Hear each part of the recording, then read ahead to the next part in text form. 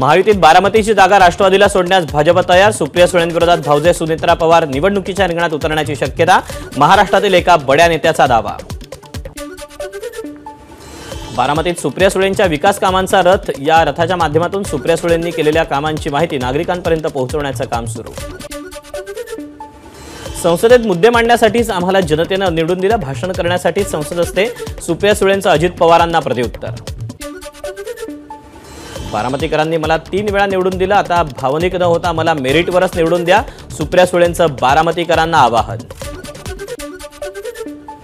जे विधानसभेला आमचं काम करतील त्यांचंच लोकसभेला काम करू। माजी मंत्री हर्षवर्धन पाटील यांच्या कन्या अंकिता ठाकरे यांचा इशारा।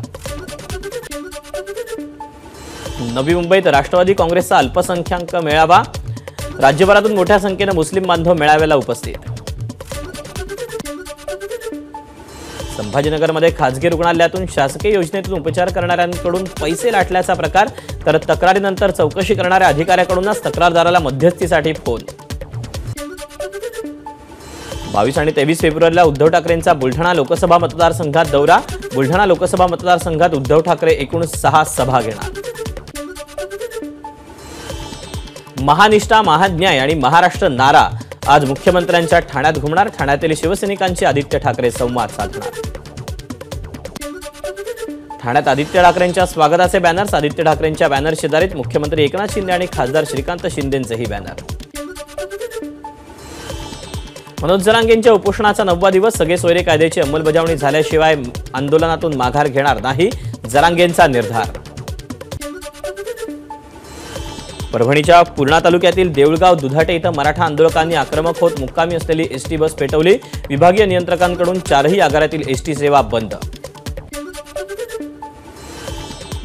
वर्ध्यात वंचित बहुजन आघाडीची महाएल्गार सभा। प्रकाश आंबेडकर काय बोलणार याकडे सगळ्यांचं लक्ष।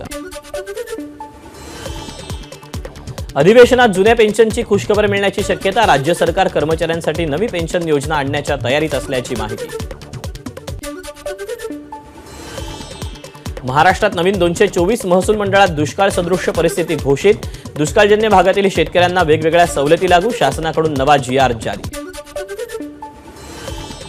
कोल्हापूर महापालिकेच्या 634 कोटी रुपयांच्या विविध विकास कामांचं मुख्यमंत्र्यांच्या हस्ते लोकार्पण आणि उद्घाटन। संजय राऊतांना आधी वेड लागलं होतं, आता ते पुरते पिसाळलेत। महाराष्ट्राच्या स्वास्थ्यासाठी त्यांना लवकरात लवकर मेंटल हॉस्पिटलमध्ये भरती केलं पाहिजे। शिंदे गटाच्या प्रवक्त्या ज्योती वाघमारेची राऊतांवर टीका। मुख्यमंत्र्यांवर टीका करताना संजय राऊतांची जीभ घसरली। आम्हाला तडजोड करायची असती तर केव्हाच केली असती, मात्र आम्ही लढतोय, तुमच्यासारखे पळपुटे नाहीत। शहांबरोबर बंद दाराआड चर्चा झाली नाही या शिंदेंच्या टीकेला राऊतांचं प्रत्युत्तर। आग्रा किल्ल्यात शिवजयंती साजरी करणार, तसंच दांडपट्ट्याला राज्य शस्त्र घोषित करणार। सांस्कृतिक कार्यमंत्री सुधीर मुनगंटीवारांची घोषणा।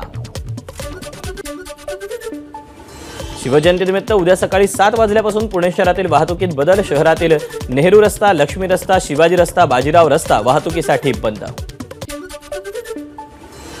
शिवजयंतीनिमित्त अकोला जिल्ह्यातील अकोटमध्ये 15,000 स्क्वेअर फुटावर साकारली महाराजांची रांगोळी।